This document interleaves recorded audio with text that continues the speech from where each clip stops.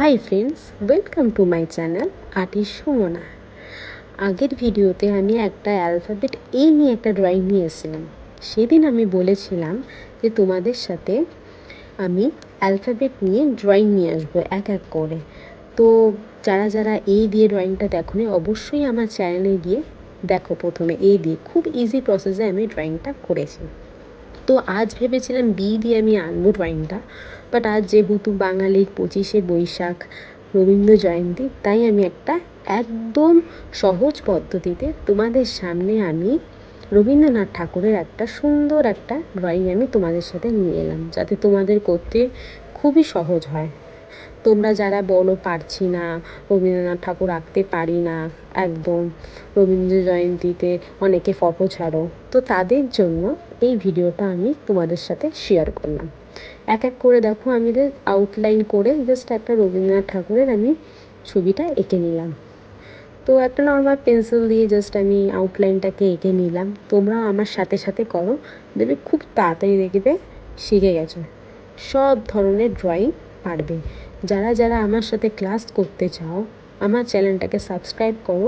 প্রতিদিন আমি তোমাদেরকে নতুন নতুন জিনিস শেখাবো, আর অ্যালফাবেট দিয়ে খুব সহজে, যারা একদম আমার ছোটো ছোটো বন্ধুরা তাদের জন্য আমি প্রতিদিন ক্লাসে অ্যালফাবেট দিয়ে আমি এবার ক্লাস শুরু করছি। তোমরাও আমার সাথে সাথে করবে, দেখে একদম শিখে যাবে, কোনো অসুবিধা একদম হবে না। তো দেখো, আমি খুব সহজে রবীন্দ্রনাথ ঠাকুরটাকে এঁকে নিলাম কি সুন্দরভাবে। দেন আমি ওয়াটার দিয়ে পুরো খাতাটাকে আমি জাস্ট ভিজিয়ে নিলাম, একটু ভিজিয়ে নেবে, তোমরাও ভিজিয়ে নেবে, বেশি জল দেবে না, হালকা করে জলটা ভিজিয়ে নেবে। দেন আমি ইউজ করেছি ওয়াটার কালারের মধ্যে ইয়েলো ওয়াটার কালার। তোমরাও ওয়াটার কালারের মধ্যে ইয়েলো ওয়াটার ইউজ করবে। যাদের কাছে ওয়াটার কালার আছে তো ভালো, যাদের কাছে ওয়াটার কালার নেই প্যাস্টেল কালার দিয়ে লাইট করে একটা ইয়েলো ওয়াটার কালার ইউজ করতে পারবে। দেন তারপর এটা শুকিয়ে দেবে। যাদের কাছে ওয়াটার কালার আছে অবভিয়াসলি এটাকে ড্রাই হতে দেবে, একদম ড্রাই হয়ে গেলে তারপর তুমি বর্ডারের কোনো কিছু, তোমাদের যদি পেন্সিল থাকে বা বর্ডার কোনো পেন থাকে তাহলে বর্ডার দেবে। আমি দেখো এই বর্ডারিং একটা পেন দিয়ে জাস্ট আমি যেটা করেছিলাম বর্ডার করে নিয়েছি। দেখো খুব সহজে না? তাহলে তোমরাও আমার সাথে এই ভিডিওটা দেখে যদি করতে থাকো দেখবে শিখে যাবে জলদি। তো দেখো খুব সুন্দরভাবে আমি দেখো বর্ডারগুলোকে টেনে নিচ্ছি। কি সুন্দর একটা ইজি প্রসেসে একদম রবীন্দ্রনাথ হয়ে গেল।